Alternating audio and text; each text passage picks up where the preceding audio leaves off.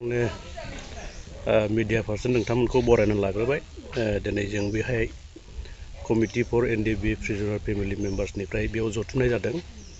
खारना जाहैबाय मैया एनडिबिनि जिथुनाखि हाइकर्टनाव बेल पिटिसन मारिदोंमोन बेनि जाजमेन्ट ओंखारनायनि सायाव कयेकथा खोथा बुंनो थाखाय जों बाव ज' जादों।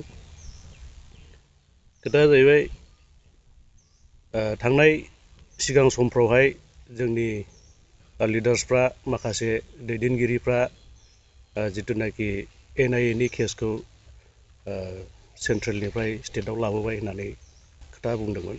किन्तु दिनै 8 जन बेवहाय पिटिसन मारिनायाव जों 4ल' बेल मोननाय जाबाय।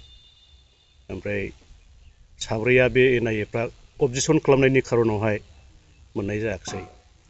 बे मानि थाखाय जाखो जों मिथिस' हाला। जुदि गभर्नमेन्टआ बेहाय सापर्ट दंमोनब्ला, गभर्नमेन्टआ जुदि नारसिनदोंमोनब्ला बिदि जानाय नङामोन, जों बेखौ सिन्था खालामदों। बेनि गेजेरजोंनो जों दिनैहाय जाय खुंथायाव थानाय गोहो गोनां बिथांमोननिसिम जों खर' गंग्लायै आखाइ खबजबनानै खुलुमदों। आरो जायफ्रा दाबो जेलावहाय दङ बिथांमोननि थाखाय जेन गोसो होनानै खामानि मावो, बिनि थाखाय जों बिथांमोनखौ खावलायदों। उन समाव बिथांमोननि जिथुनाखि बुंनाय बाथ्राफोर, बिथांमोना सान्ति सुक्ति होननानै जोंनि सायाव पाब्लिकफोरनि गेजेराव बुंबाय थादों। किन्तु सोर साबसेया सान्ति मोनखो बेवहाय साननो गोनां। धरिलक मार्टार्स फेमिलिफोर, जेलाव थानाय फेमिलिफोर आरो बेबायदि गोबां एनडिबिफ्रा दिनैहाय जिथुनाखि मोननांगौ मोन्थाय बेफोरखौ मोनाखै। बेखौ नुनानैबो बिथांमोना माबोरै सान्ति जाखो होननानै बोरै बुंखो, बेयाव माने जोंनि गोसोआव सोंथि फैबाय थायो आरोना। गोबां मानसिफ्रा दिनैहाय जोंनो सोंहरबाय थायो, माने जेलाव थानायफ्राबो माबोरै जाखो, मा मावखो। किन्तु जोंनि गेदेमा बिथांमोना मावगासिनो दङ होननानैहाय मिडियाफ्रावहाय बुंबाय थायो। बिथांमोननि बुंनायावनो पाब्लिकफ्राबो जेनेबा बेस खालामो, नंगौ मावगासिनो दं खोमा।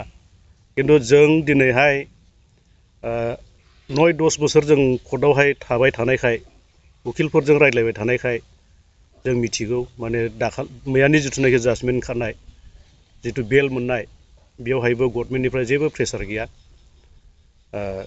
जाय जोंनि एडभकेट बिथाङा गोसो होनानै मावनानै बेखिनिखौ मोनबाय। 4आ अबजेक्सन खालामजानानै थाथ'नाय जाबाय आरो। दा जायफ्रा रिजेक्ट जाबाय, दा बिथांमोना हाइकर्टनिफ्राय रिजेक्ट जाबायब्ला बिथांमोना सुप्रिम कर्टआव थांनांगौ जायो। दा सुप्रिम कर्टसिम थांनांगौब्ला जोंबायदि फेमिलिनि मानसिफ्रा बोरै सुप्रिम कर्ट खारनो हागोन, बे जोंनि थाखाय असम्भब। दा बिनि थाखायनो जों जोंनि खुंथायाव थानाय जाय गेदेमाफोर बिथांमोनखौ जों खावलायदों, जेन इमिडियेट गोसो जायोब्ला मावनो हायैनि खोथा गैया, गयो। किन्तु माब्रै गवाखै जों बेखौबो मिथिगौ। किन्तु जों बेखौ दा प्रकास खालामनाय नङा। खारन जाय उखिलफोर बिथांमोना जोंनो एडभाइस होबाय थायो, खोन्थाबाय थायो, नोंसिनि लिडारफ्रा मानो उखिलफोरजों लोगो लाया, आरो जिथुनाखि कर्टनि जास्टिसफोर बिथांमोनजों मानो रायज्लाया, बेफोर खोथाखौहाय बुंबाय थायो। आरो एनेखि एनआईएनि मानसिजोंबो बिथांमोना लोगो लानो हानायनि केपासिटि दं, परिबेस दं। एसे एनै ओरै रायज्लायनानै मिलायनो हानायनिबो बेवहाय बेबस्था दङ, जों बेखौबो मिथिगौ। किन्तु मानो मावनो हायाखै, जोंनि माने न'खरनिफ्राय बेबायदि दुखुआ सब समाय फैबाय थायो आरोखि। मोनसे खोथा आरो साननो गोनांबाव, जिथुनाखि जोंनि एनडिबिनिनो आगुनि जाय लिडार बिथाङा बुंबाय थायो, माने बिटिआर एकर्ड जानायनि सिगांनो जायहा जाजमेन्ट जाखादों, जाजमेन्ट ओंखारखानाय, बिथांमोनखौ बख'नायाव जोंहा गोब्राब जादों होनबाय थायो। किन्तु बिसोरखौ बख'नो हायाखिसै, थिगैयासै। किन्तु जायफ्रा आन्डार ट्रायेलाव दङ दासिमबो, बिथांमोननि थाखाय मानो खामानि मावनो हायाखै, मानो बख'नो हायाखै, बे जोंनि थाखाय सोंथि। बेनिफ्राय बिथांमोना मा खालामनो सानदों, मा मावनो सानदों, बेखौहाय बिथांमोना जोंजों मालाबाबो रायज्लाया खिन्थु जोंबो रोङाब्लाबो कर्टखौ जों 10 बोसोरसो थाबायबाय थानायखाय बबे समाव मा खालामनांगौ बेखौ जोंबो एसे मिथिसिगौ खिन्थु जों थाङोब्ला बिथांमोना जोंखौ नेग्लेक्ट खालामो बिदि जानानै दङ दा बे खारनावहाय खर' गंग्लायै जों खावलायदों बिथांमोना जेन गोख्रैनो जोंनि मानसिफोरखौहाय बख'नानै होयो बख'नायनि बेबस्थाखौ खालामो जों बेखिनि खावलायनाय थाथ'बाय दिनै जों हरखाबै बेवहाय जथुमनायाव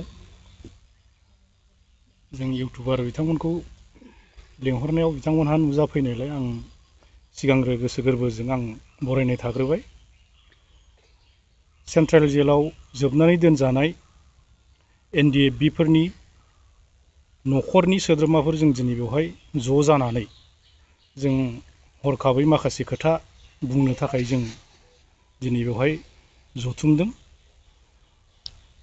आं बेखौनो बुंगोन जे फेमिलि जानानै मैया हरखाबै जोंहा जिनोखि हाइकर्टआव बेल पिटिसननि राय होदों दा बेवहाय जोंहा आफादगिरि बिथाङा बुंलांखाबाय मा जादों मा जायाखै बिनि सायाव दा बेवहाय आगोल पार्टिनि माखासे दैदेनगिरिफोरखौनो बुं गोबां बाथ्रा बुङै बुङै जोंखौ गोबां सम गोबां दिनसिम गोबां बोसोर जोंखौ नेहोबाय दिनैसिम जों नेयैनो जों दिनैबो आसा खालामनानै दं दैदेनगिरिफोरनि सायाव जे थाबैनो माबा मोनसे जोंनि न'खरनि सोद्रोमा जायफोरनाखि NDFB फोर जोबथेसालियाव दङ बिथांमोनखौ थाबैनो जोंनि न'खराव होफैगोन होननानै जों मिजिं थिबाय थादों नाथाय मैयानि जिनोखि रिजाल्ट जिनोखि राय होनाय बेल पिटिसननि बेवहाय जों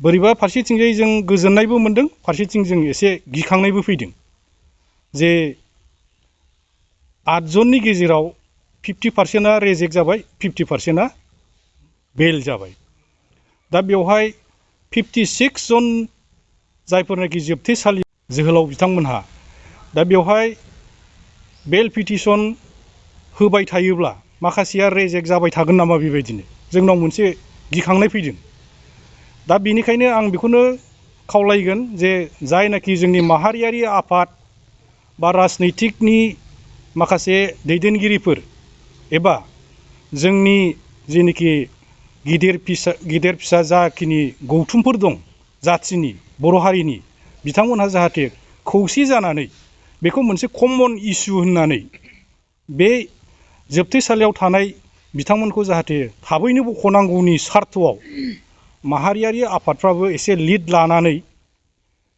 माखासे सेमिनार बायदि खुंनानै बेफोरखौ माबोरैहाय बख'नांगौ बा बेनि अनगायैबो जोबथेसालिनि अथ'रिटिफोरजों रायलायनानै एबा कर्टआव थांनानै मोजाङै बुजिनानै लानानै माब्रैबा बख'नो हागोन थाबैनो मा खालामनो हागोन बेखौ जाहाथे थाबैनो राहा लायो आं बेखौ गुरैयै खावलायनाय जाबाय लोगोसे आं मोनसे खोथाखौ दिनै बुंबावगोन जे जिनोखि जोबथेसालियाव जोबजानानै थानाय फेमिलिफोर दिनै गोबां खस्थ' भुगिनांनानै दं दिनैसिमाव दा जोंनि न'खरफोरखौ दिनैसिम रावबो दैदेनगिरिफ्रा बा माहारियारि आफादनि दैदेनगिरिफ्रा दिनैसिम जोंखौ खनसेबो खबर खालामाखिसै बा न'आव हाबनानै जोंखौ खनसेबो जोंखौ खौरांखौनो लायाखिसै दा बेफोरखौ गोसोखाङोब्ला जों दुखु मोनो गाबखांनाय फैयो जोंहा गोसोआव दा मानो बेबायदि खालामबाय थादों आरो फारसेथिंजाय सरकारनिफ्राय गरसे गरनै जों माखासे हेफाजाब मोनजानो लुबैदों न'खरनिफ्रा जिहेथु गथ' गथाय फोरोंनायनि खोथा दं भुगिनानै दङ बेमार आजार जानानै दङ दा बेफोरखौ नायोब्ला जाहाथे जोंनि खुंथाय गोहोआव थानाय गभर्नमेन्टफ्रा जाहाथे एसे बेफोरखौबो हेफाजाब होलाङो मदद होलाङो बेखौ जोङो गुरैयै खावलायनाय थादों आरो जों सिगाङावबो बुंबोबाय थाखादोंमोन नाथाय दिनैसिमबो जों थाइसे थाखाबो रावबो न'खरा दिनैसिम मोननाय जायाखिसै